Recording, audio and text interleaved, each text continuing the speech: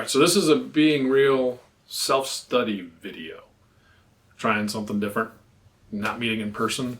So we wanted to put this together and have a guided virtual lesson, basically, for you to walk through this week and help prepare, learn some things and help prepare you for the following meeting if you're going to the meetings, or just learn some stuff in general, just a new thing that we're trying.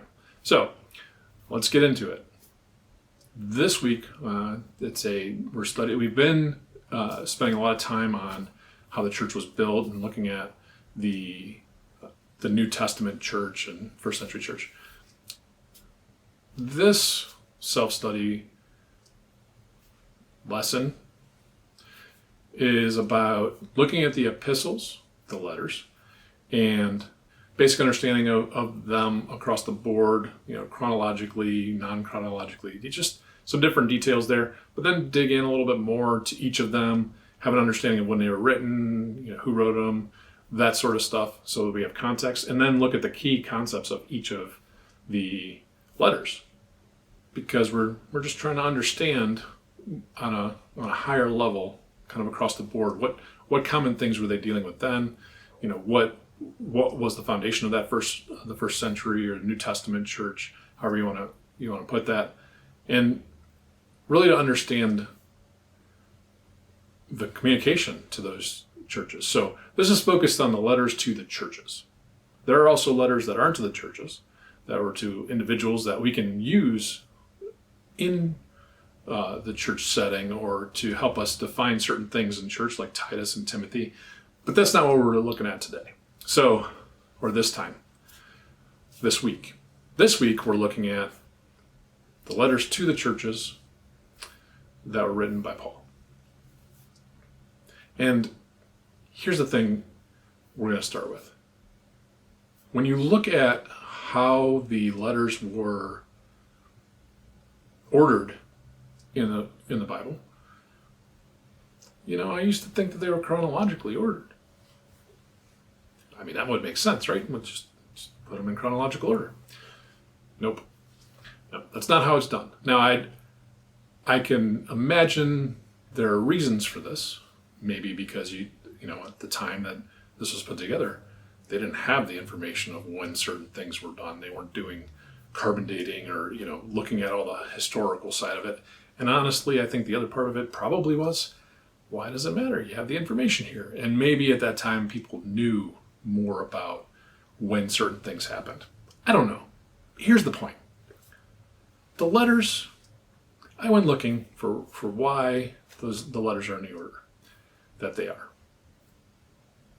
Here it is. It's really complicated. The letters are divided from the letters to the churches and the letters to individuals. So that's one category. Then within that, longest to shortest. Yep, that's right. The longest letter goes first, then the second longest, the third. You get it. So that's how they're ordered. If you don't know that, it might get a little confusing reading them in a certain way. They're not ordered by importance, by where people were, by the longest letter first. So, now that you know that, and I'm sure you've written that down, because that's an interesting tidbit, let's talk about chronological order. We talked about this prior, but effectively, there is some chronology to this. There's definitely chronology to this, but there's some hints and things that people do to piece together when something was. Far more historians and theologians and went and did the research.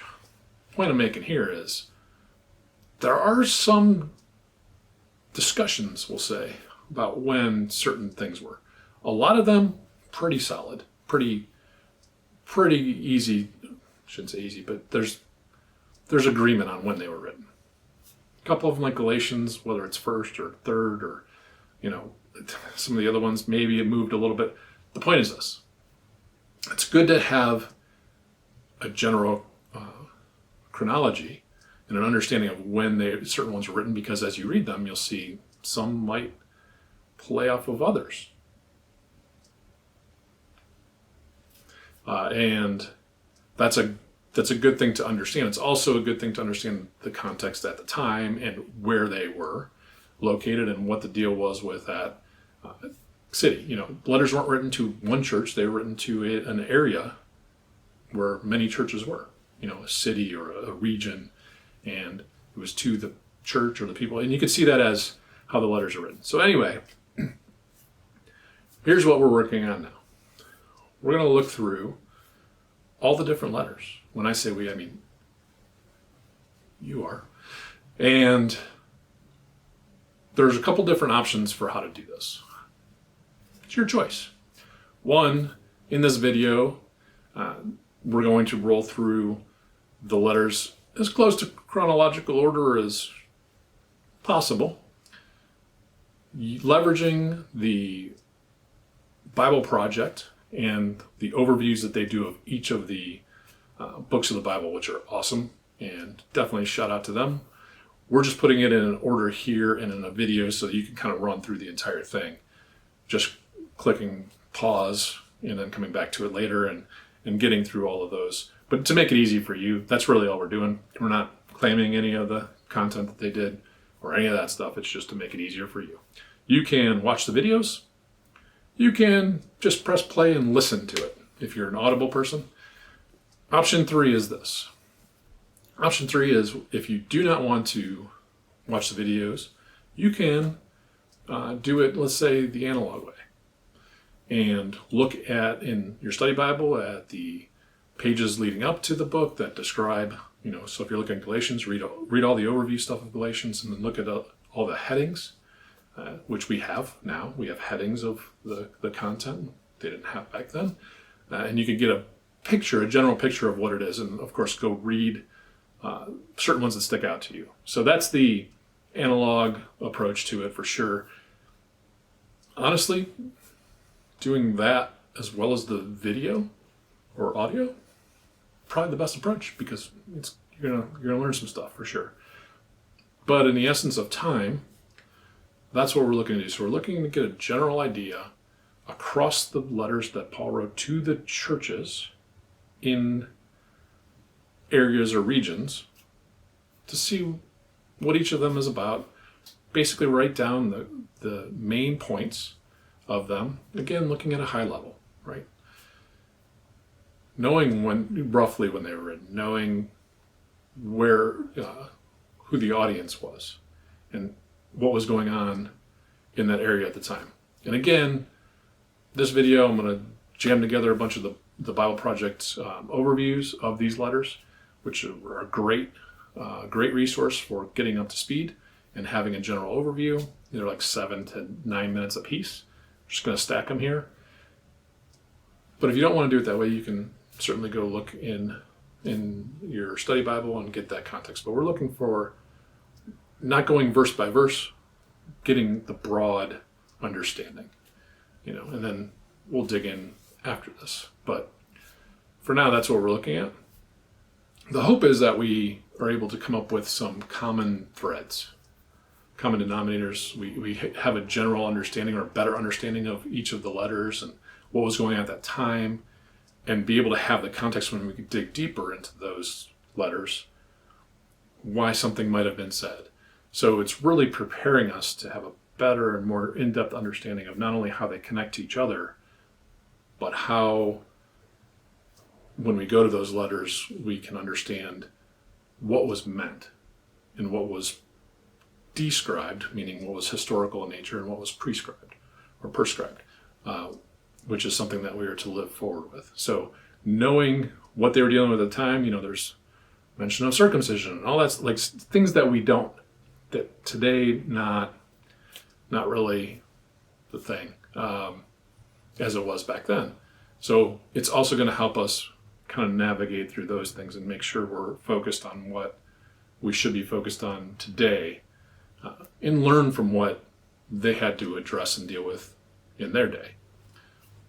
That's the overall concept.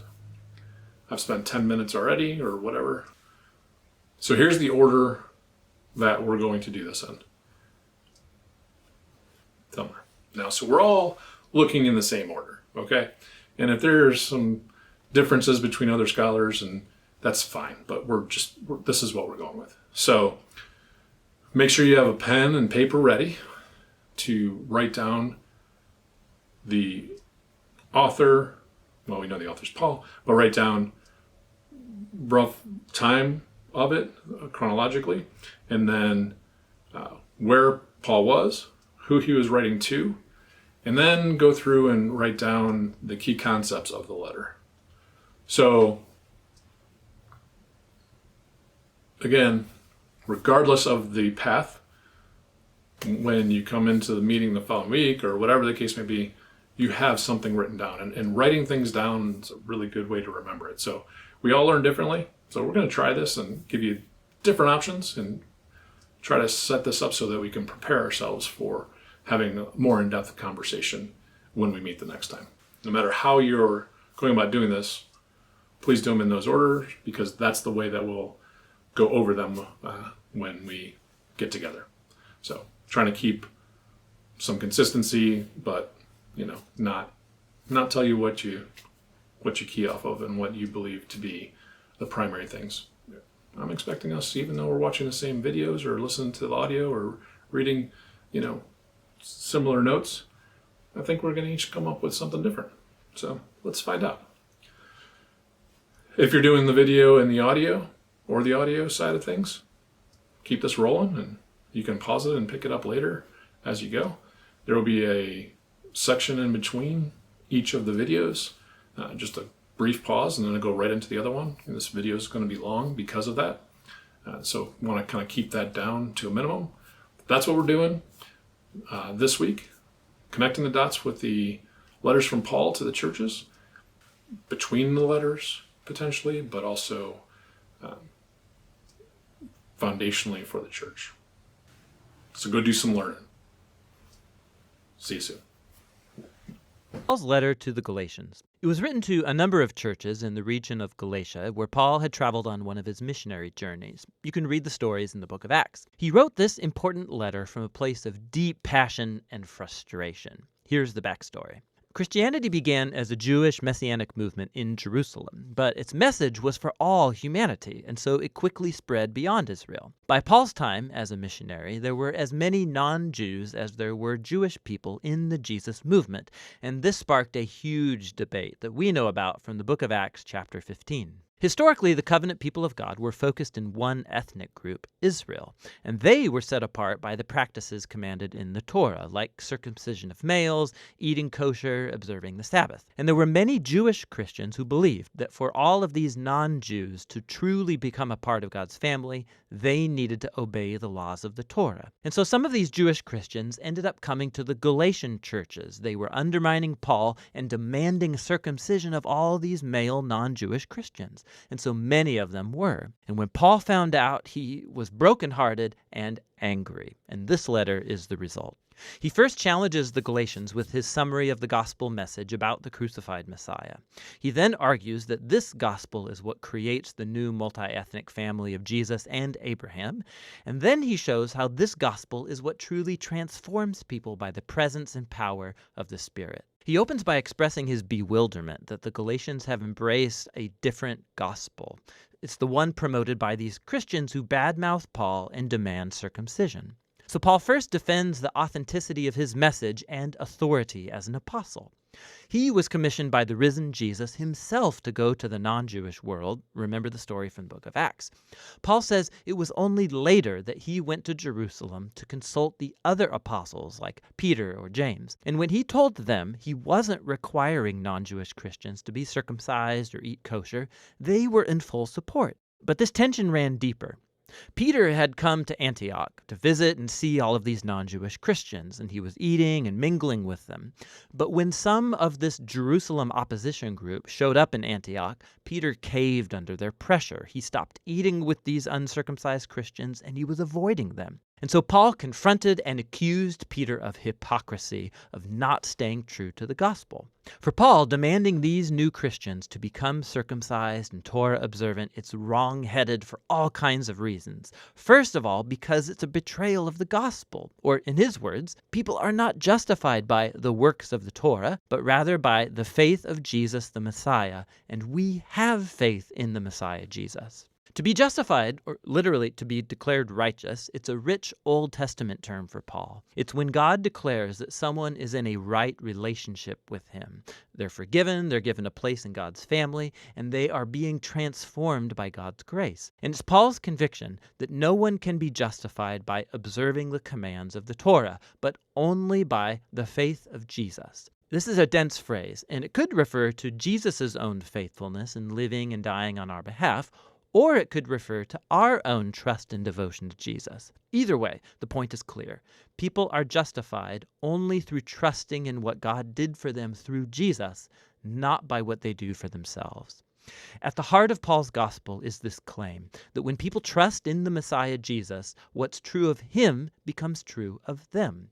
His life, death, and resurrection become theirs.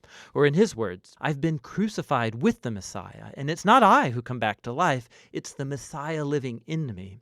And the life I now live, I live by faith in the Son of God who loved me and gave himself for me. And so the reason anyone can say that they are right with God or belong to Jesus' covenant family, it's not because they obeyed the laws of the Torah. It's only because of what Jesus did for them that they could never do for themselves. Now, this profound understanding of what Jesus accomplished, it has huge implications for who can now be included in God's covenant family and for what it means to live as a member of that family. So Paul first turns to the stories about Abraham in Genesis, how he was justified or declared righteous before God by simply having faith, by trusting in God's promise that one day all nations would find God's blessing through him and his offspring. God's purpose was always to have one large multi-ethnic family of people who relate to him on the basis of faith, not on the laws of the Torah. But that raises an important question. Why did God give the laws of the Torah to Israel then? Here Paul offers a very brief and dense explanation that he will later fill out in his letter to the Romans. He observes that the laws of the Torah were given to Israel at Mount Sinai long after God's promise to Abraham. And if you read the Torah carefully, he says, you'll see that God always intended the laws to be a temporary measure. He says the laws had both a negative and a positive role. Negatively, the laws acted like a magnifying glass on Israel's sin. They exposed how Israel shared in the sinful human condition, constantly rebelling against God's law. And so the law, which is good, ended up pronouncing Israel guilty and all humanity with them. Or in his words, the laws imprisoned everyone under the power of sin. But the laws also had a positive role. They acted like a strict school teacher that kept Israel in line until the coming of the promised offspring of Abraham, the Messiah. And once the Messiah came, he fulfilled the purpose of the laws on Israel's behalf. Jesus was the faithful Israelite who truly loved God and neighbor. And as Israel's king, he died to take the curse and consequence of Israel's failure into himself and bring redemption. And so now through Jesus, the offspring of Abraham, God's blessing can come to all people, regardless of their ethnicity, social status, or gender. For Paul, requiring Torah observance from non-Jewish Christians, it makes no sense. It's acting as if Jesus didn't fulfill God's promise or deal with our sins. It neglects the new freedom gained for us through Jesus and the gift of the Spirit, and it limits God's promise and blessing to one ethnic family. But, Paul's opponents might argue, the laws of the Torah, they're a proven guide to living according to God's will. How will non-Jewish Christians learn this? Paul responds in chapters 5 and 6 by describing how Jesus' transforming presence through the Spirit is the key. The laws of the Torah are good. They're wise, Paul says. In fact, they can all be summarized, as Jesus did, in the command to love your neighbor as yourself. But the laws, good as they are, they did not give Israel the power to obey them. In contrast, the good news is that Jesus did fulfill the laws on our behalf, and now he lives in us through the Spirit, making his people into new humans who fulfill the law by loving others. So Paul goes on to contrast this old and new humanity. The habits of the old humanity are obvious. These are behaviors that dehumanize people, they destroy relationships and whole communities. And while the laws of the Torah prohibited these behaviors, Jesus actually put them to death on the cross. So when a person trusts in Jesus and lives in dependence on the Spirit, his life becomes theirs and produces what Paul calls the fruit of the Spirit. This is Jesus' way of life that he wants to reproduce in his family so that they become people of love, joy, peace, patience, kindness, goodness, faithfulness, gentleness, and self-control. But this fruit isn't automatic, Paul says. It requires cultivation, just like real fruit. Or in his words, if we live by the Spirit, we have to keep in step with the Spirit. This requires intentionality. We have to learn how to prune off our old habits and cultivate new ones. And as we do so, we find ourselves carried along by the Spirit, as Jesus reshapes our minds and hearts and makes us into people who love God and others. And in this way, Jesus' people fulfill what Paul calls the Torah of the Messiah. In the end, Paul concludes, this requirement for Christians to become Torah observant or be circumcised, it's an adventure in missing the point. What really matters is God's new creation, this new multi-ethnic family of the Messiah, people full of faith in Jesus who are learning to love God and others in the power of the Spirit. And that's what the letter to the Galatians is all about. Paul's first letter to the Thessalonians.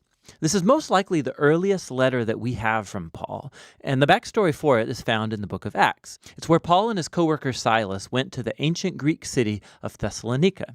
And after just 1 month of telling people the good news about Jesus, a large number of Jewish and Greek people gave their allegiance to Jesus, and they formed the first church community there. But trouble was brewing. Paul's announcement of the risen Jesus as the true Lord of the world, it led to suspicion. So the Christians in Thessalonica were eventually accused of defying Caesar, the Roman emperor, when they said that there is another king, Jesus. And this led to a persecution that got so intense, Paul and Silas actually had to flee from the city, and this was painful for them because they loved the people there so much. And so this letter is Paul's attempt to reconnect with the Christians in Thessalonica after he got a report from Timothy that they were doing more than okay, they were flourishing despite this intense persecution. He designed the letter to have two main movements. First is a celebration of their faithfulness to Jesus, and then he challenges them to keep growing as followers of Jesus. And then these two movements are surrounded by 3 prayers. The letter opens with a thanksgiving prayer, the 2 movements are linked together by a transitional prayer, and then the whole thing is concluded with a final prayer. It's a beautiful design. Paul opens by giving thanks and celebrating the Thessalonians' faith, their love for others, and their hope in Jesus despite persecution. He goes on to retell the story of their conversion, how they used to be idolatrous polytheists, and they were living in a culture where all of life was permeated by institutions and practices that honored the Greek and Roman gods. And Paul talks about how they turned away from those idols to serve the living and true God, and that they're now waiting for the coming of God's Son from heaven. So in a city like Thessalonica, transferring your allegiance to the Creator God of Israel and to King Jesus, this came at a cost. Isolation from your neighbors, hostility from your family. But for the Thessalonians, the overwhelming love of Jesus who died for them and the hope of his return, it made it all worth it. Paul then retells the story of his mission in Thessalonica and of the dear friendships he formed with the people. He uses really intimate metaphors here. They treated him like their child, and he became like their mother and like their father. He says, "We were happy to share with you not only the good news from God, but our very selves, because we came to dearly love you." Paul reminds us here that the essence of Christian leadership is not about power and having influence. It's about healthy relationships and humble, loving service. He reminds them that he never asked for money. He simply came to love and serve them in the name of Jesus. And so Paul moves on to reflect on their common persecution. Just like Jesus was rejected and killed by his own people, so now Paul is persecuted by his fellow Jews, and the Thessalonians are facing hostility from their Greek neighbors. And Paul draws a strange comfort from knowing that together their sufferings are a way of participating in the story of Jesus' own life and death. Paul then shares about the anguish he experienced when he heard of the hardships the Thessalonians had after he and Silas fled. So he sent Timothy to support them and see how they were doing. And to his joy, Timothy discovered that they were going strong. They were faithful to Jesus. They were full of love for God and their neighbors. And they longed to see Paul as much as he longed to see them. And so Paul concludes with a prayer for endurance. And what's cool is that he introduces here the topics he's going to address in the letter's second half. He prays that God will grow their capacity to love, that he'll strengthen their commitment to holiness as they fix their hope on the return of King Jesus. So he opens the letter's second movement by challenging them to a life that's consistent with the teachings of Jesus. So this means, first of all, a serious commitment to holiness and sexual purity. In contrast to the promiscuous, sexually destructive culture around them, they are to follow Jesus' teaching about experiencing the beauty and the power of sex within the haven of a committed marriage covenant relationship. God takes sexual misbehavior seriously, Paul says. It dishonors and destroys people and their dignity. Following Jesus also means a commitment to loving and serving others. So Paul instructs them that Christians should be known in the city as reliable people who work really hard, not just to make money, but so that they can have resources to provide for themselves and to generously share with people who are in need. After this, Paul addresses a number of questions the Thessalonians had raised about the future hope of Jesus' return. So some Christians in the church had recently died, most likely killed as martyrs, and their friends and family are wondering about their fate when Jesus returns. And so Paul makes it clear that despite their grief and loss, not even death can separate Christians from the love of Jesus. When he returns as king, he will call both the living and the dead to himself. And Paul uses a really cool image here. He uses language that would normally describe how a city subject to the Roman Caesar would send out a delegation to welcome or meet his arrival.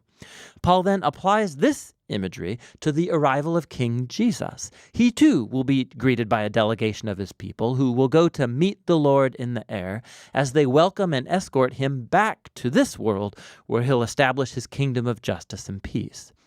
Paul then wants the Thessalonians to see how this hope should motivate faithfulness to Jesus. So he pokes fun at the famous Roman propaganda that it's Caesar who brings peace and security. Of course, Rome's peace came through violence, through enslaving their enemies, and military occupation. And Paul warns that Jesus will return as king one day and confront this kind of injustice. Followers of King Jesus should live in the present as if that future day is already here. Despite the nighttime of human evil around them, they should stay sober and awake as the light of God's kingdom dawns here on earth as it is in heaven. Paul closes all of these exhortations like he began with a hopeful prayer, that God would permeate their lives with his holiness, that he would set them apart to be completely devoted and blameless until the return of King Jesus. 1 Thessalonians reminds us that from the very beginning, following Jesus as king has produced a truly countercultural or holy way of life. And this will sometimes generate suspicion and conflict among our neighbors. But the response of Jesus' followers to such hostility should always be love, meeting opposition with grace and generosity. And this way of life, it's motivated by hope in the coming kingdom of Jesus that has already begun in his resurrection from the dead. And so holiness, love, and future hope, that's what 1 Thessalonians is all about. Paul's second letter to the Thessalonians. So not long after Paul wrote 1 Thessalonians, he got a report about the Christians in Thessalonica, and that the problems he had addressed in that letter not only had continued, but had gotten worse. The persecutions had intensified, and the Thessalonian Christians had become confused and scared about the return of Jesus. So Paul sent off this short letter, which is designed to have 3 sections that address the 3 problems in this church. Paul first offers hope in the midst of their continued persecution. And then he offers clarity about the coming day of the Lord. And then finally, he brings a really specific challenge to the idle, people who were refusing to work normal jobs. And the end of each of these sections is clearly marked by a short closing prayer. Paul opens with a thanksgiving prayer for the Thessalonians' continued faithfulness and love, and specifically for their endurance. He's learned that their Greek and Roman and perhaps even Jewish neighbors have intensified their persecution of these Christians. They're a religious minority facing violent oppression, and Paul's worried that they might give up on Jesus if it gets worse. So Paul reminds them, like he did in the first letter, that their suffering because of being associated with Jesus, it's a way of participating in God's kingdom. Jesus was inaugurated as king by his suffering on the cross, and so his followers will show their victory over the world by imitating Jesus' nonviolence and patient endurance. Paul also reminds them that this won't last forever. When Jesus returns, he will bring his justice to bear on those that have oppressed them and shed the blood of the innocent. Specifically, he says that their punishment is to be banished away from the face of the Lord and from the glory of his power. Paul does not speculate here on the fate of those who reject Jesus, except to say that throughout their lives they wanted nothing to do with Jesus, and in the end, they get what they want: relational distance from their Creator and their King. And for Paul, this is the ultimate tragedy. To choose separation from Jesus, who is the source of all life and love, is to embrace one's own undoing. He closes this thought by praying that God would use their suffering to bring about deep character change inside of them, so that their lives would bring honor to the name of Jesus. Paul then moves on to address a specific issue related to the return of Jesus and the day of the Lord. So somebody in the Thessalonian church community had been spreading wrong information in Paul's name, saying that God's final act of justice on human evil, the day of the Lord, it was upon them, it has come. And these people had likely been predicting dates about the end of all things, and they were frightening other Christians. And you can see why. Due to the intense persecution, they were vulnerable to somebody claiming that Jesus had already returned like a thief in the night. They've been left behind. Maybe he abandoned the Thessalonians to their suffering. This kind of talk really ticks Paul off. It's misrepresenting his teaching. The return of Jesus should never inspire fear, but rather hope and confidence. Paul reminds them of everything he taught them about Jesus' return back when he was in town. And he gives a short summary here. It's actually too short. This paragraph has lots of puzzles and problems of interpretation. But what's clear is that he cites the well-known theme from the prophets Isaiah and Daniel, that the kingdoms of this world will continue to produce rulers who rebel against God, like Nebuchadnezzar or the king of the north did in the past. These leaders had exalted themselves to divine authority. And for Paul, these ancient kings and prophecies, they give us images. They set out a pattern that he saw fulfilled in his own day in the Roman emperors, Caligula and Nero, and he expected that it would be repeated again. That history would culminate with such a rebellious ruler, empowered by evil itself, someone who will wreak havoc and violence in God's world, but not forever. When Jesus returns, he will confront the rebel and all who perpetrate evil, and he will deliver his people. So Paul's point here is not to give later readers fuel for apocalyptic speculation. Rather, he's comforting the Thessalonians. He's recalling the teachings of Jesus from Mark chapter 13, who said that the events leading up to his return would be very public and obvious. And so they don't need to be scared or worried that they've been left behind. Rather, they need to stay faithful until Jesus returns to deliver them. And so in his closing prayer, he asked Jesus and the Father to comfort and strengthen the Thessalonians to stay faithful to the way of Jesus. Which brings Paul to the final topic. It's a challenge for those who were idle, which doesn't just mean lazy. This refers to people who were irresponsible and who refused to work and provide for themselves, resulting in chaotic personal lives. So Paul had actually addressed this problem in his first letter, and it seems like it's gotten worse. Now, we don't know for certain why some people in this church were refusing to work. It's possible that this problem's connected to the previous one. Maybe some people thought Jesus would return very soon, and so they quit their jobs and dropped out of normal life. But it's more likely that Paul's addressing a problem related to a practice in Roman culture called patronage. So you'd have poor people living in cities, and they would become clients, kind of like personal assistants to wealthy people, and they would live off of their occasional generosity, but there were lots of strings attached. This sometimes involved the clients in their patron's morally corrupt way of life, not to mention it was unpredictable income. So this is what Paul seems to refer to when he says these people lead a disordered life. They're not working and they're meddling in the business of others. So Paul reminds them of the example he gave when he was with them. He didn't ask for their money. He worked a manual labor job so he could provide for himself and so he could serve the Thessalonians free of charge. He says this is the ideal. A follower of Jesus should imitate Jesus' self-giving love by working hard so they can provide for themselves and so their lives can be a benefit to other people. He concludes this with a final prayer that in the midst of all their confusion and suffering, that God would grant them peace through the Lord Jesus the Messiah.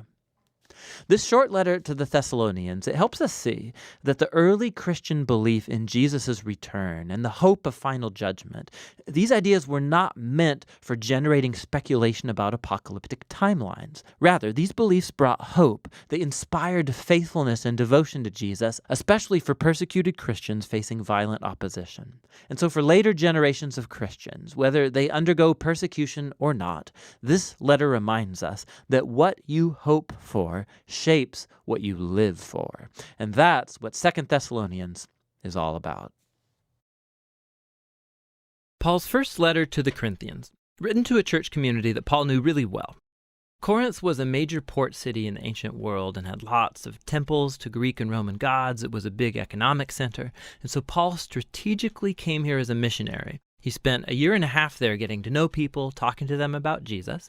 And a whole bunch of people became followers of Jesus and formed a church community. You can read about all of this in Acts chapter 18. So after a while, Paul moved on to start churches in other cities, and he started getting reports that things were not going well at all back at the church in Corinth. It was plagued by all kinds of problems. And that's why he wrote this letter. It's broken up into 5 main parts along with a final greeting. And these 5 sections correspond to 5 main problems that Paul is addressing. And so the letter reads like a collection of short essays on different topics, but there are these core ideas that unite all of the pieces together. So here's what he does in each section. He describes the problem, but then he always responds to that problem with some part of the story of the gospel, which is the good news about Jesus. And he shows how they're actually not living out what they say they believe. And so this letter is all about learning to think about every area of life through the lens of the gospel. So let's dive in and see how he does it. In chapters 1 through 4, the problem is that there are these divisions in the church. There are some other teachers who had come through town since Paul left, a guy named Apollos and then Peter, and people had picked their favorite teacher and then became groupies around that leader, and then started to talk bad and disrespect people who favored another leader or teacher. And so Paul, his response to this is kind of sarcastic and sharp. He says, you have to be kidding me, right? The church is not a popularity contest. The church is a community of people who are centered around Jesus. Its leaders and its teachers are simply servants of Jesus. So while you might prefer one leader more than another, it's not worth dividing over and certainly not speaking poorly about each other. The center of the church is Jesus and the good news about who he is and what he's done. In chapters 5 through 7, Paul addresses some problems related to sex. There were a number of people sleeping around in the church. One guy with his stepmother, a number of other people still worshiping at the local temples to Greek gods and sleeping with the prostitutes who worked there. Not only that, but there were people in the church who were saying that this was all just fine. They said, hey, we're free in Christ. God's grace is bottomless, right? It's fine. Paul says it's not fine. And with the gospel in hand, he shows just how wrong-headed this kind of thinking is. He says, remember, first of all, Jesus died for your sins, including the ruin of broken relationships that's caused by sexual misconduct. And so if you're a Christian, sexual integrity is one of the main ways that we respond to Jesus' love and grace. Paul also reminds them that just as Jesus was physically raised from the dead, so our bodies will be raised from the dead, which means this. If your body is being redeemed by Jesus now and in the future, then what you do with your body matters. It matters a lot. And it's not yours to do whatever you want with. Paul's being super clear. Being a follower of Jesus involves no compromise when it comes to sexual integrity. In chapters 8 through 10, the issue is about food, but not just food preferences, like do you like or dislike a certain food. The issue the Corinthians were divided over is meat that came from animals sacrificed in the local temples to Greek and Roman gods. And there was a split between the Jewish and non-Jewish Christians about how to respond to this issue. And once again, Paul appeals to some core ideas from the gospel. He says our allegiance, first and foremost, is to Jesus as Lord, not to any other gods. And so if you're in a situation where there's meat that's been dedicated to another god, and there are people around who might watch you and conclude, oh, look, hey, Christians worship Jesus, and they can worship other gods too. Paul says if that's the scenario, don't eat the meat. Your loyalty is to Jesus, and you should love those people more than yourself and not mislead them. But Paul quickly qualifies this and says, listen, as Christians, we believe God is the creator of all things, including that animal. And the temple idols, we believe, are just pieces of wood and stone. So if there's no one around who's going to misunderstand your actions and you're hungry, eat up. You're free as a new human in Christ to follow your conscience in these kind of debatable matters. So what makes it okay in one situation to eat, but not in the other? The core principle is love. Love will deny itself and look out for the well-being of other people. And love, God's love, is at the core of the gospel. It's what Jesus did when he died for us, and so Paul says it's what Christians should do for other people. In chapters 11 through 14, Paul moves on and addresses problems in their weekly worship gathering. There were some people who were having really powerful spiritual experiences in the gathering, and so they would start praying out loud in unknown languages.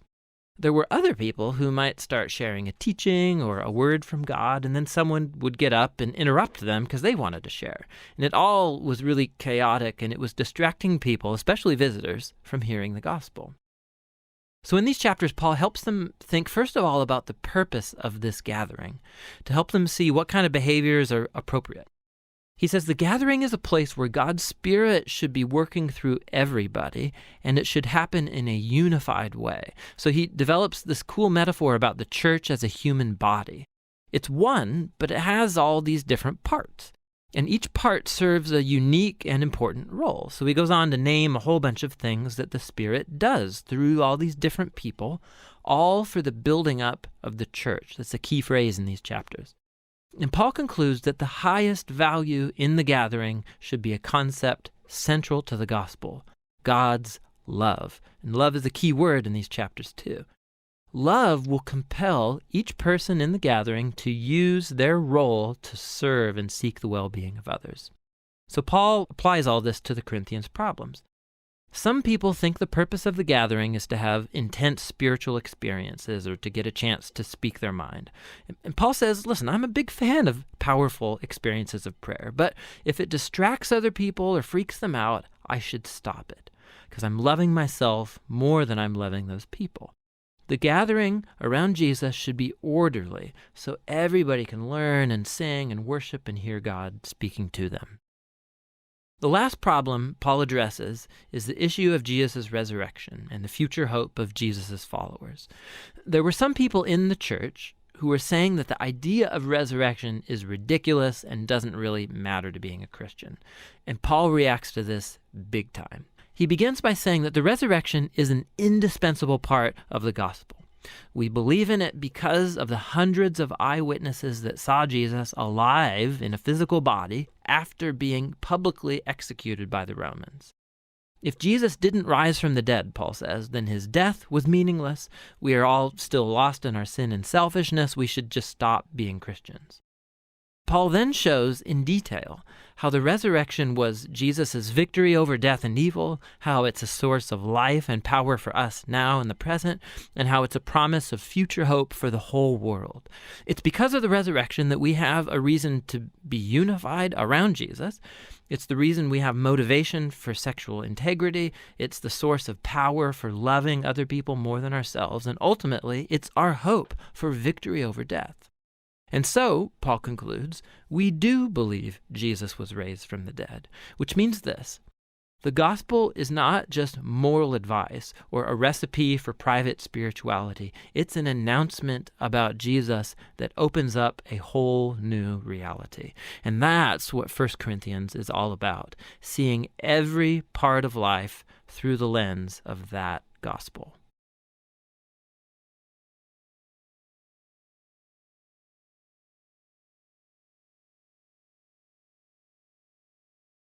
Paul's second letter to the Corinthians. Even though it's called 2nd or 2 Corinthians in our Bibles, there are multiple clues within this letter that it's not the second thing he ever wrote to the church of ancient Corinth.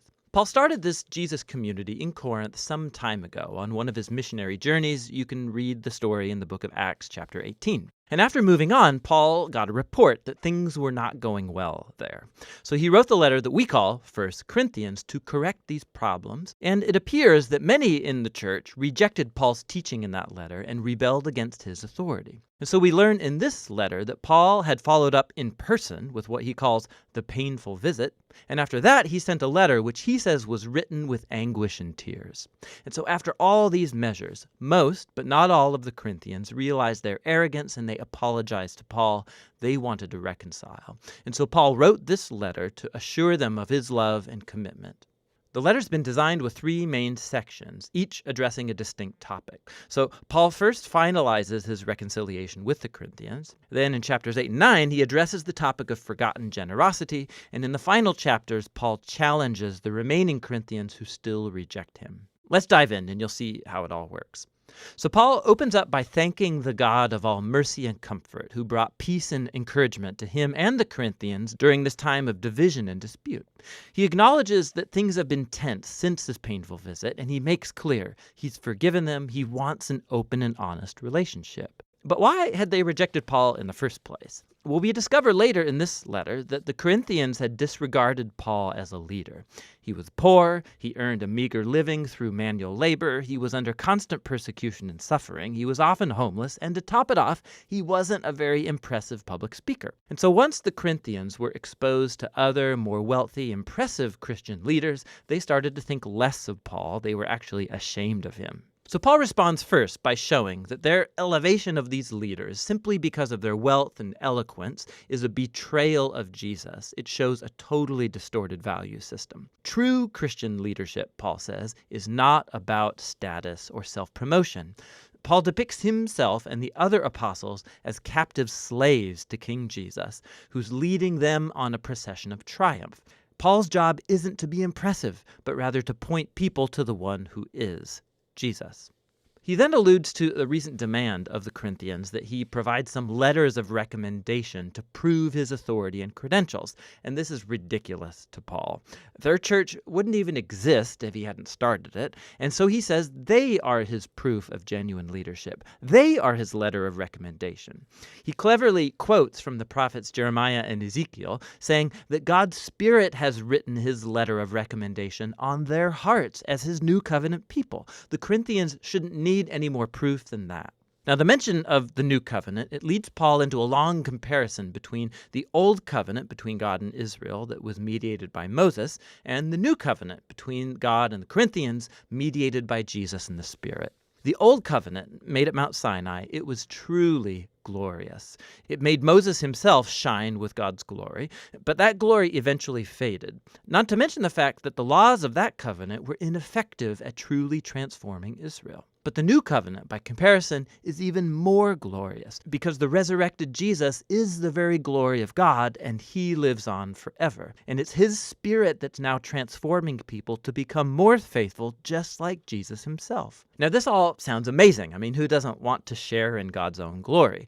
But Paul goes on to show how the paradox of the cross turns upside down the Corinthians' ideas of glory and success. After all, Jesus' glorious exaltation as king took place through his suffering, execution, and death. On the cross, Jesus revealed God's salvation. He died for the sins of the world to reconcile people to God. But the cross does even more. It reveals God's character. He's a being of utter self-giving, suffering love that seeks the well-being of others. The cross also reveals a new cruciform way of life. And Paul's goal is that his life and ministry imitates the cross.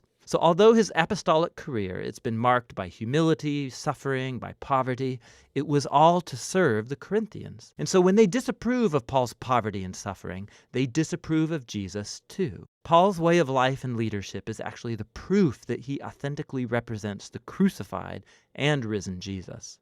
Paul really wants to reconcile with the Corinthians, but he won't let things lie until they've been transformed and embrace this upside-down paradox of the cross. After this passionate appeal, Paul moves on to address the topic of forgotten generosity. So the Jewish Christians back in Jerusalem, they had fallen into poverty due to a famine. And Paul was raising money among the new churches that he started, full of mostly non-Jews. They would all send a relief gift as a symbol of their unity in the Messiah, Jesus. And so many of his churches, they were thrilled to give. But the Corinthians, in the midst of all this conflict with Paul, hadn't saved up for the gift. And for Paul, this isn't just about money.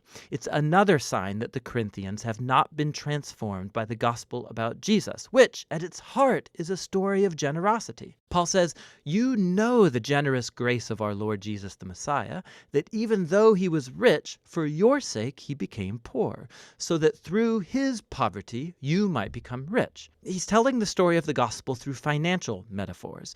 Jesus gave up his glorious honor, or wealth, and he lowered himself to die like a poor slave, so that other people who are impoverished through sin and death can be exalted and become wealthy through the riches of God's grace. To be a Christian is to let this story sink deep into your mind and heart, letting it transform you into someone who's more generous, more willing to share your life and resources to help others. In the final section of the letter, Paul focuses on the main source of his conflict with the Corinthians, that group of impressive leaders that he sarcastically calls super apostles. So they came to Corinth promoting themselves and bad-mouthing Paul as a poor, unsuccessful leader. And at the risk of sounding self-promoting, Paul says, do these guys really want to compare credentials? He can totally take them on. Are they Jewish Bible experts? Well, so is Paul. He was a Pharisee, for goodness sakes. He has the whole Bible memorized. Do they want to brag about their superior knowledge of Jesus? Paul has actually seen and hung out with the risen Jesus. He's actually had visions of Jesus' heavenly throne room. But more importantly, Paul has given his entire life to the mission of Jesus. He sacrificed comfort and stability, and he never asked the Corinthians for money. Unlike the super apostles who charged a lot, Paul earned his own living. But, Paul says, he refuses to brag about these accomplishments because these aren't the things that really matter as a Christian. Instead, what he'll brag about is how flawed and how weak he is, because it's in those inadequacies that he discovers the love and mercy of Jesus. Or as Jesus once told Paul, "My grace is sufficient for you.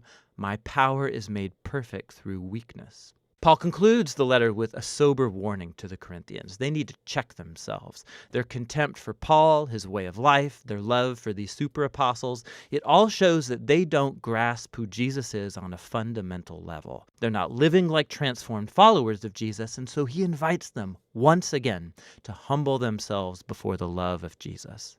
2 Corinthians gives us a really unique window into the life of Paul and the paradox set before us by the cross of Jesus. The cross challenges our values, our ways of seeing the world. We value success, education, wealth, but God values humility and weakness because his love and power were made known through the suffering, death, and the resurrection of Jesus. The cross also unleashes the transforming power and presence of the Spirit to empower Jesus' followers to take up his cruciform way of life and make it their own. And that's what 2 Corinthians is all about. Paul's letter to the Romans. It's one of the longest and most significant things ever written by the man who was formerly known as Saul of Tarsus.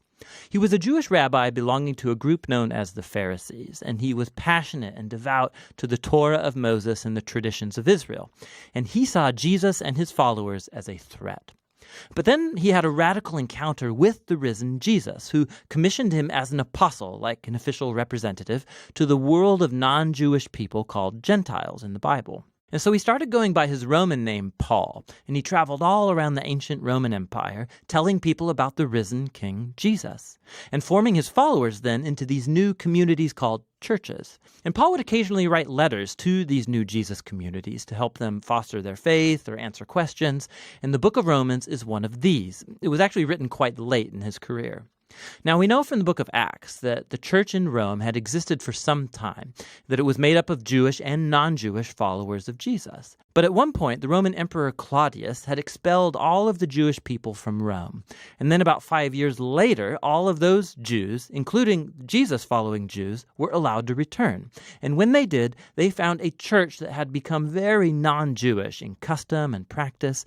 And so this created lots of tension, so that by Paul's day, the Roman church was divided. People disagreed about how to follow Jesus. They were debating about whether non-Jewish Christians should celebrate the Sabbath or eat kosher or be circumcised. And so Paul wrote this letter to accomplish a few things. He wanted this divided church to become unified, and for a practical purpose. He was hoping that the Roman church could become a staging ground for his mission to go even further west, all the way to Spain. And so these circumstances are what motivated Paul to write out his fullest explanation of the gospel, the good news that he was announcing about Jesus' life, death, and resurrection. Now, the letter is designed to have 4 main movements, but it's unified as one long flowing exploration of the gospel. The gospel, Paul says, first of all, reveals God's righteousness, and then it also creates a new humanity, which fulfills God's promise to Israel. And so it's this gospel that's going to unify the church. In this video, we're just going to explore the ideas in chapters 1 through 4. So Paul opens by introducing himself as an apostle appointed by God to spread the gospel about Jesus, how he's the Messiah of Israel who was raised from the dead as the Son of God, King of the nations. And Jesus now calls all humanity to come under his loving rule. And Paul says this good news about King Jesus is, first of all, God's power to save people who trust in him, and second, that it reveals God's righteousness. Now, righteousness is a rich Old Testament word for Paul. It describes God's character, that he always does justice, what is right and what is good, but also that he is faithful and just to fulfill his promises. And Paul's saying that the story of Jesus shows how God has done both of these things. How? Well, he goes first into a long creative retelling of Genesis chapters 3 through 11. He shows how all the Gentile world, all the nations, have become trapped in the spiral of sin and selfishness. The human heart and mind are broken, Paul says. We've turned away from God to embrace idolatry, which means finding ultimate significance in created things and then giving ultimate allegiance to these things that are not God. This results in a distortion of our humanity and destructive behavior. And so what's left is a humanity that stands guilty as charged before a just and righteous God. To which the people of Israel might say, well, it's a good thing then that God chose our people out from among the nations. He saved us out of slavery in Egypt. He gave us the laws of the Torah, like the Sabbath and eating kosher and circumcision. And these all together show us how to live as God's holy people. But, Paul says, not so fast. He recalls the storyline of the Torah and of the rest of the Old Testament, which shows that Israel was just as sinful and idolatrous and morally broken as the rest of humanity. Israel is actually more guilty than the Gentiles, Paul says, because they have the Torah. They should know better. And so, Paul concludes, all humanity, Gentiles, Israelites, are hopelessly trapped and guilty before God. But that is not the final word. The good news about Jesus is God's response. Instead of holding humanity guilty, Jesus came as Israel's Messiah to die on behalf of all people as a sacrifice for sins. As our representative, Jesus took into himself all of the just consequences of the pain, the sin, and the death that we have caused in the world. And he overcame it all by his resurrection from the dead. It's his new resurrection life that he makes available to others. Jesus became what we are so that we might become what he is. And all of this, Paul says, is how God justifies those who trust or have faith in Jesus. Now, justification is another rich Old Testament term for Paul, and it's related to God's righteousness. It literally means to declare righteous. Because of what Jesus did on our behalf, we are given a new status before God. Instead of finding us guilty, God declares that a person is in a right relationship with him and is forgiven. Justification results in a new family. The person who trusts in Jesus is given a place among God's covenant people. Justification also results in a new future, which begins a journey of life transformation by God's grace. And so all of these things about justification are God's gift to those who through their faith are in Christ. And so this leads Paul in chapter 4 to explore the huge implications that all of this has for who can be a part of God's covenant family. He goes back to the story of Abraham in Genesis chapter 15. Before any of the laws of the Torah were given to Israel, Abraham was justified or declared righteous before God. How? Well, God promised that Abraham would become a father of a large multi-ethnic family that would receive God's blessing. But he and his wife Sarah, they were really old. They had never been able to have children. But nonetheless, Abraham had radical faith and trust in God's promise, and so God declared him to be righteous. And so Paul says, now Abraham has become the father of God's new covenant family, and it's spreading all around the world. It's made up of Jews and Gentiles who have the same kind of faith and trust in the one who fulfilled God's promise to Abraham, Jesus the Messiah. So let's pause and summarize Paul's main ideas here in chapters 1 through 4, because they're the foundation for understanding the rest of the letter. All humanity is hopelessly trapped in sin and needs to be rescued. That rescue, however, is not going to happen by people trying to obey the laws of the Torah. Rather, God's righteous character has moved him to rescue the world through Jesus' death and resurrection, so that he could create that multi-ethnic family of Abraham based on faith as his own new covenant people. And so Paul's going to go on to show how this new family is a part of something much, much bigger that calls them to a whole new way of life together. But it's all going to be rooted in these core ideas explored in chapters 1 through 4 of Paul's letter to the Romans. Paul's letter to the Colossians.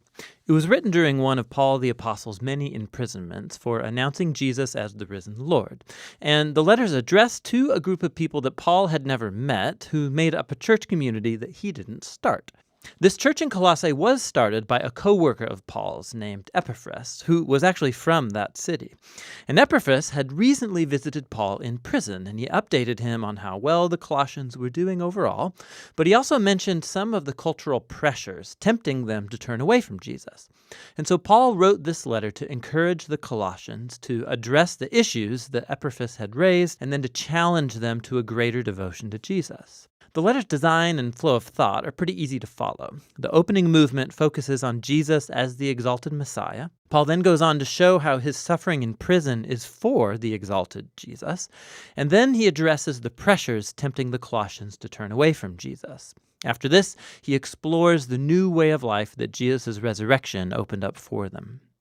So the letter opens with two prayers. Paul first thanks God that he learned from Epaphras that the Colossians have been totally faithful to Jesus, showing love for God and their neighbors, all because of the hope they have in the new creation that Jesus has in store. And so he moves on to pray that they would grow in their wisdom and understanding about Jesus. And then Paul has placed a poem here to help the Colossians and us do exactly that. It's the centerpiece of chapter 1, a poem all about the crucified and exalted Messiah. It has two parallel stanzas, and it's crammed with language and imagery from the books of Genesis and Exodus, from the Psalms and the Proverbs. The first stanza explores how Jesus is the true image of God. In him, the full character and purpose of God is embodied in a human. He's the firstborn, an Old Testament phrase about Jesus' royal status over all creation. He shares in the very identity of the one true Creator God. And by him, all reality, all powers and authorities, spiritual and human, have been created. It's in Jesus the Messiah that we discover the very author and king of creation. And so in the second stanza, we discover he's also the one bringing about a new creation. He's the head of a new body, which refers to Jesus' people, who are the new humanity, of which his own resurrection existence is a prototype. In him, God's glorious temple presence dwells, and so it's through Jesus' death and resurrection that God has reconciled himself to humanity, to all spiritual powers, to all of creation. It's a remarkable poem, and Paul will keep referring back to it as he goes on in the letter. So he first shows how the truth of this poem transforms his own experience of suffering in prison. He's being punished for announcing to the Greek and the Roman world that Jesus is the resurrected Lord and King of all. And so his suffering, he thinks, is not a sign of defeat. It's actually his way of participating in Jesus' own suffering done as an act of love. And so his hardships are actually a cause for joy. He's imprisoned for the surprising news that Israel's resurrected Messiah is creating a new multi-ethnic family. And more, just as the divine glory dwelt in Jesus, so Jesus dwells in and among his international family. Or as Paul says, the Messiah is in you all, the hope of glory. Paul then addresses the cultural pressures that are tempting the Colossians to turn away from Jesus. They were confronted by a combination of mystical polytheism along with a pressure to observe the laws of the Torah. So all these new Christians, they had grown up worshiping the various Greek and Roman gods who governed different arenas of human life. And many simply included Jesus as one more deity that they could worship. There was also great pressure from the Jewish Christian community for these non-Jews to complete their commitment to the Messiah by following all of the laws found in the Torah. Specifically, he mentions eating a kosher diet, observing sacred days, and circumcision.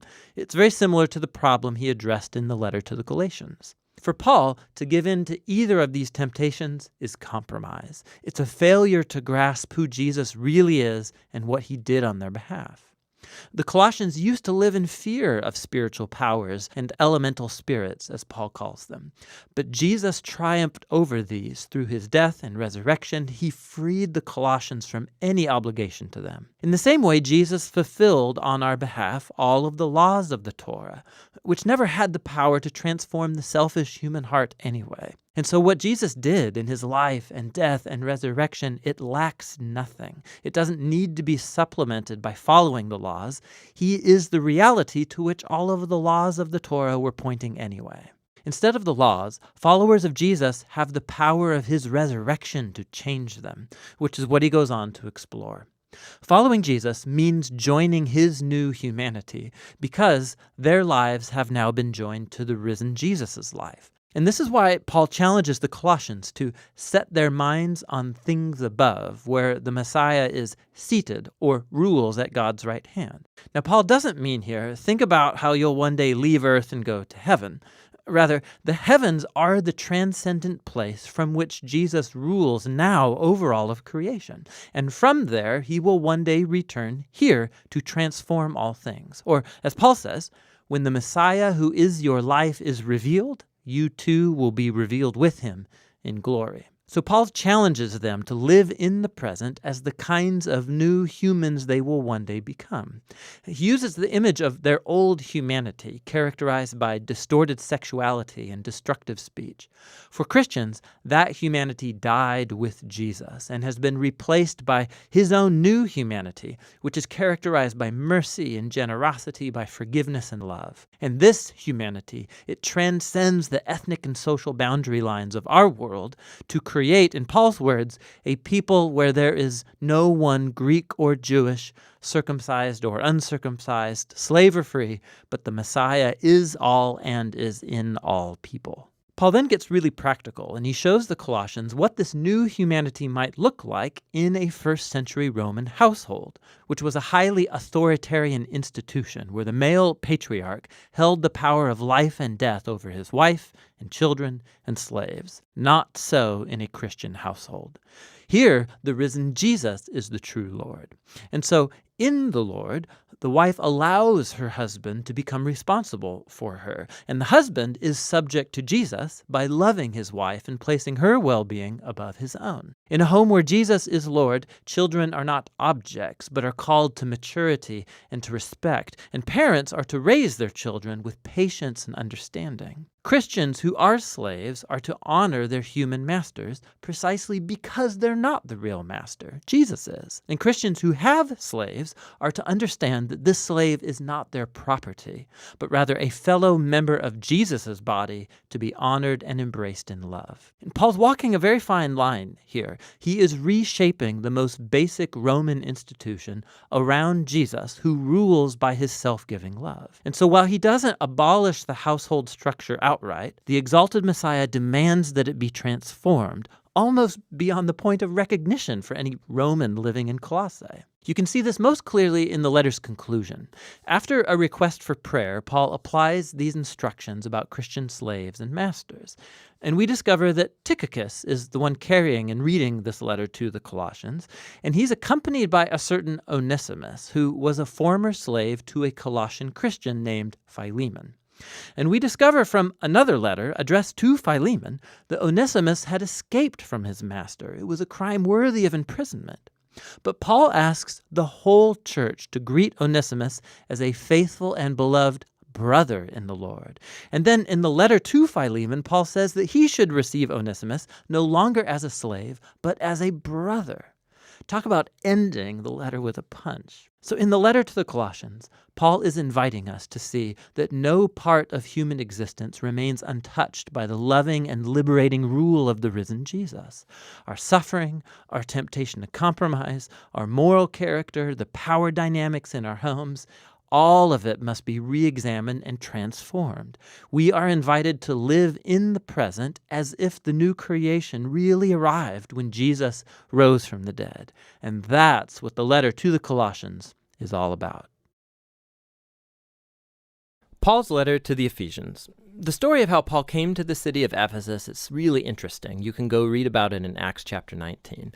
Ephesus was a huge city. It was the epicenter of worship for most of the Greek and Roman gods. And for over 2 years, Paul had a really effective missionary presence there, and lots of people became followers of Jesus. Years later, after being imprisoned by the Romans, Paul wrote this letter. The movement of thought in the letter divides into two really clear halves. In the first half, Paul is exploring the story of the gospel, how all history came to its climax in Jesus and in his creation of this multi-ethnic community of his followers. The second half of the letter is linked to the first by the word therefore. And here Paul explores how the gospel story should affect how we live every part of our life story, personally, in our neighborhoods and communities, and in our families. So let's dive in, and we can see how Paul develops all of this. Chapter 1 opens with a beautiful Jewish-style poem where Paul praises God the Father for the amazing things that he has done in Christ Jesus. From eternity past, the Father has purposed to choose and bless a covenant people. And think here, the family of Abraham and Genesis chapter 12, verses 1 through 3. And through Jesus now, anyone can be adopted into that family. Jesus' death covers our worst sins, our worst failures, and in Jesus we find God's grace. In fact, Paul says that grace has opened up a whole new way for us to understand every part of our lives. He says in chapter 1, verse 10, that God's purpose was to unify all things in heaven and on earth under Christ, which is a title that means Messiah. God's plan was always to have a huge family of restored human beings who are unified in Jesus the Messiah. This divine purpose became clear, Paul says, when we were first made into that family. And here he's referring to ethnic Jews in the family of Abraham. But then Paul talks about how you, and here he means non-Jews, you all heard about Jesus and the salvation through him. And you were also brought into this family by the work of the Holy Spirit. And so here he's referring to the events told in the stories of Acts about how God's Spirit brought together Jew and non-Jew into one family in Jesus. It's just like God promised to Abraham long ago. Notice also how in this poem, Paul begins by talking about God the Father, but then about Jesus the Son, and then here at the end about the Spirit. All three work together as Paul tells the story of the gospel. It's really cool. After the poem, Paul responds with a prayer. He prays that these followers of Jesus would not just know about, but personally experience the power of the gospel, that they would be energized by the same power that raised Jesus from the dead and placed him as the exalted head of the whole world. Now in chapter 2, Paul goes back and he elaborates on some key ideas from the poem in chapter 1, especially God's grace and this new multi-ethnic family of Jesus. He begins by retelling the story of how these non-Jewish Christians came to know Jesus. Before hearing about Jesus, they were physically alive, but they were spiritually dead. They were trapped in a purposeless life of selfishness and sin, and they were deceived by dark spiritual forces of evil. But amazingly, God, in his great love and mercy, he saved them, he forgave all of their sins, and he joined their lives to Jesus' resurrection life, and he's brought them back to life too. And so now, having been created as new human beings through Jesus, they have the joy of discovering all of the new calling and purposes and tasks that God has set before them. Not only have they been shown God's grace, they've also been invited into a new family. Before hearing about Jesus, these non-Jewish people, they were not just cut off from God, they were cut off from his covenant people, the family of Abraham. And for a really practical reason. The commands of the Sinai covenant, they formed like a boundary line around the family. They were like a barrier that kept most non-Jewish people away. But in Jesus, the laws of the Torah have been fulfilled, and the barrier is removed. The two ethnic groups have become, as Paul puts it, a new, unified humanity that can live together in peace. So Paul goes on in chapter 3 to marvel at the unique role that he got to have in spreading this good news to non-Jewish people. And even though he's in prison, he's thanking God for the chance he's had to see this covenant family grow so huge. So Paul closes the first half of the letter with another prayer. This time, he prays that Jesus' followers would be strengthened by God's Spirit to simply grasp and comprehend the love that Christ has for his people. The second half of the letter begins with Paul shifting gears, and he starts challenging the reader to respond to the gospel story by how they live their own life story. So he starts in chapter 4 with just the everyday life of the church. The church is a big family with lots of different kinds of people, but he emphasizes that they are one. And one is a key word in this chapter. They are one body that's unified by one Spirit. They have one Lord with one faith. They have one baptism. They believe in one God. That's a lot of unity. However, Paul says unity is not the same thing as uniformity. He goes on to explore how Jesus' new family consists of lots of very, very different kinds of people, but they're all empowered by the one Holy Spirit, each using their unique talents and passions to serve and to love each other and to build up the church. And here he uses two really cool metaphors. One is building up the church as a new temple, and the second is that they are all becoming a new humanity with Jesus as the head. And this new humanity is a metaphor he's going to then run with for the next couple chapters. Paul challenges every Christian to take off their old humanity, like a set of old clothes, and to put on their new humanity, in which the image of God is being restored. And he then goes on into this long section where he compares this new and old humanity. So instead of lying, new humans speak truth. Instead of harboring anger, they peacefully resolve their conflicts. Instead of stealing, new humans are generous. Instead of gossiping, they encourage people with their words. Instead of getting revenge, new humans forgive. Instead of gratifying every sexual impulse, new humans cultivate self-control of their bodily desires. Instead of getting drunk, new humans come under the influence of God's Spirit. And he spells out what that influence looks like in 4 different ways. The first 2 have to do with singing together, but also singing alone. And this is really interesting that the first thing that Paul thinks of about how the Spirit works in the lives of Jesus' people is singing and music. The third sign of the Spirit's influence is being thankful for everything. And the fourth is that the Spirit will compel Jesus' followers to put themselves underneath others and to elevate others as more important than themselves. And Paul actually expands on this 4th point by showing how it works in Christian marriage. So you have a wife who follows Jesus. She is called to respect and to allow her husband to become responsible for her. And the husband is called to love his wife and to use his responsibility to lay down his selfish agenda and to prioritize his wife's well-being above his own. And Paul says it's this kind of marriage that's actually reenacting the gospel story. The husband's actions mimic Jesus in his love and his self-sacrifice. The wife's actions mimic the church, which allows Jesus to love her and to make her new. Paul then applies the same idea to children and parents as well as slaves and masters. Paul closes out the letter by reminding these Christians of the reality of spiritual evil. These are beings and forces that will try to undermine the unity of Jesus' people and to compromise their new humanity. And so Paul challenges them to stand firm and to put on this metaphorical set of body armor, which he describes in detail.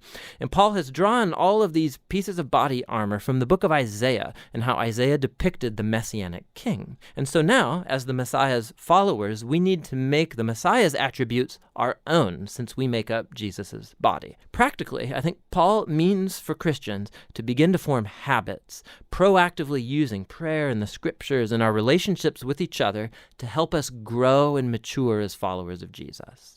And that's the letter to the Ephesians. Very powerful. It's where Paul summarizes the whole gospel story and how it should reshape every part of our life story.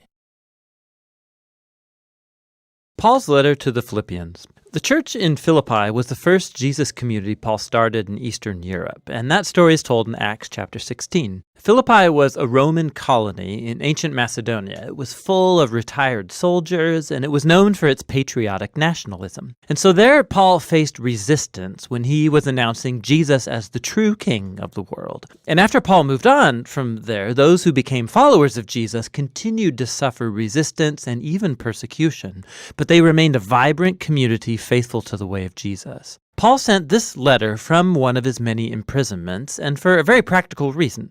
The Philippians had sent one of their members, Epaphroditus, to take a financial gift to Paul to support him in prison. And Paul sent back this letter with Epaphroditus to say thank you and to do a whole lot more. The design of this letter doesn't develop one single idea from beginning to end like many of Paul's other letters. Rather, Paul has arranged a series of short, reflective essays or vignettes, and they all revolve around the center of gravity in this letter, which is a poem in chapter 2. It artistically retells the story of the Messiah's incarnation, his life, death, and resurrection, and exaltation. And then in each of these vignettes, Paul will take up key words or ideas from that poem to show how living as a Christian means seeing your own story as a lived expression of Jesus' story. So Paul opens the letter with a prayer of gratefulness, and he thanks God for the Philippians' generosity, for their faithfulness, and he expresses his confidence that the life-transforming work that God has begun in them will continue into greater and more beautiful expressions of faithfulness and love. And Paul then focuses on their obvious concern at the moment, which is his status in prison. Being in a Roman prison was no picnic, but it paradoxically has turned out for good to advance the good news about Jesus. So all of the Roman guards, the administrators, they all know that Paul's in prison for announcing Jesus as the risen Lord. And his imprisonment, it's inspired confidence in other Christians to talk about Jesus more openly. And Paul's optimistic that he will be released from prison, but it's possible that he could be executed. And as he reflects on it, that actually wouldn't be so bad, because for me, Paul says, life is the Messiah. And so dying would be a gain. For Paul, his life in the present and in the future, it's defined by the life and love of Jesus for him. And so if he's executed, that means he'll be present with Jesus, which would be great for him. And if he's released, well, that would mean he could keep working to start more Jesus communities, which would be better for other people. And so that's what he hopes for. And notice how his train of thought works here. Dying for Jesus is not the true sacrifice for Paul. Rather, it's staying alive to serve others. And so that's Paul's way of participating in the story of Jesus, to suffer in order to love others more than himself. Paul then turns to the Philippians, and he urges them to participate in Jesus' example by taking up this same mindset. He says, your life as citizens should be consistent with the good news about the Messiah. So these Christians in Philippi, they were living in a hotbed of Roman patriotism, but their way of life was to be shaped by another king, Jesus. And that might bring persecution, but they are not to be afraid, because suffering for being associated with Jesus, it's a way of living out the story of Jesus himself. Which leads Paul into the great poem of chapter 2. It's rich with echoes of Old Testament texts, specifically the story of Adam and his rebellion in Genesis 1 through 3, and the poems about the suffering servant in the book of Isaiah. This poem is worth committing to memory. It is a beautifully condensed version of the gospel story. So before becoming human, the Messiah pre-existed in a state of glory and equality with God. And unlike Adam, who tried to seize equality with God, the Messiah chose not to exploit his equal status for his self-advantage. Rather, he emptied himself of status. He became a human. He became a servant to all. And even more than that, he allowed himself to be humiliated. He was obedient to the Father by going to his death on a Roman execution rack. But through God's power and grace, the Messiah's shameful death has been reversed through the resurrection. And now God has highly exalted Jesus as the King of all, bestowing upon him the name that is above all names, so that all creation should recognize that Jesus the Messiah is Lord, to the glory of God the Father. Now that last statement is astounding. Paul's quoting from Isaiah chapter 45. It's a passage where all creation comes to recognize the God of Israel as Lord. Paul's point here is very clear. In the crucified and risen Jesus, we discover that the one true God of Israel consists of God the Father and the Lord Jesus. And so for Paul, this poem, it expresses his convictions about who Jesus is, and it does more. It offers the example of Jesus as a way of life that his followers are to imitate. And so that's why Paul immediately goes on to tell two stories. First about Timothy, then about Epaphroditus, because they are both examples of people living out Jesus' story. So Timothy's like Jesus because he's constantly concerned for the well-being of other people more than his own. And Epaphroditus, who the Philippians sent with their gift, he ended up risking his life to serve Paul in prison. He got so sick he almost died trying to help Paul. But God had mercy on him and Paul by sparing him the loss of a friend. Paul's point here is that these are the kinds of people who are living, breathing examples of the story of Jesus, and they are worthy of imitation. Paul then turns to his own story as an example. So those Christians who had been demanding circumcision of non-Jewish Christians, remember his letter to the Galatians, these people are still stirring up trouble for Paul, and they keep reminding him of his own past, when he used to persecute Jesus' followers, when he tried to show his right standing before God by his zealous obedience to the laws of the Torah. But like Jesus, Paul has given up all of that status and privilege. He now regards all of it as filth, and the word he uses is actually much less polite. He's given it all up to become a servant, like Jesus, to participate in his suffering and sacrificial love. And he does all of it in the hope that Jesus' love will carry him through death and out the other side into resurrection. So Paul says that for followers of Jesus, their true citizenship is in heaven, which for Paul does not mean that we should all hope to get away from earth and go to heaven one day. Rather, heaven is the transcendent place where Jesus reigns as king. And he says we're eagerly awaiting our royal Savior to come from there and return here to bring his kingdom of healing justice and transforming love to bring about a new creation. Paul then challenges the Philippians to keep living out the Jesus story. He first addresses two prominent women leaders in the church who worked alongside Paul, and they're in some kind of conflict. And so Paul pleads with them to follow Jesus' example of humility, to reconcile and become unified. Paul then urges the Philippians not to give in to fear, but despite their persecution, to vent all of their emotion and their needs to God, who will give them peace. And that peace, Paul says, it comes by focusing your thoughts on what is good and true and lovely. There's always something that you could complain about, but a follower of Jesus knows that all of life is a gift and can choose to see beauty and grace in any life circumstance. Which leads Paul to his conclusion. He again thanks the Philippians for their sacrificial gift, and he wants them to know that his imprisonments, that his times of poverty, that these are not true hardships for him. They've actually become his greatest teachers, showing him that no matter his circumstances, he has learned the secret of contentment. It's simple dependence on the one who strengthens him. Paul has come to see his own suffering as a participation in the story of Jesus. The letter to the Philippians gives us a unique window into Paul's own heart and mind.